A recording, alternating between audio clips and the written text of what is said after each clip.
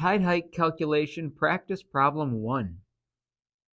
On 14 October 2023, you will be docking at Money Point, VA. Here's the reference number. At the first low tide. What time will you be docking? See illustration DO63NG. All right, so here's illustration DO63NG.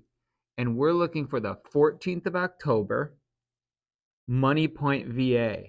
So you see the first one, Portsmouth, Norfolk, Money, VA. And this number right here matches up with the number in the problem. So we know where we are. We're on this bottom one. And the question is asking, you're docking at the first low tide. First low tide is what we're looking for on the 14th at Money, VA.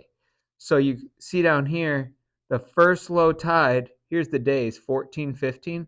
The first low tide on the 14th is at 2:25. That's it. That's the answer. So we can look, time, 2:25. That's what we found. So 1 we found to be A.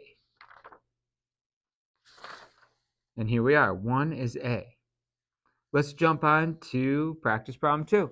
See you there. If you find these videos helpful, consider using US Captain's Training as your course provider when getting your captain's license.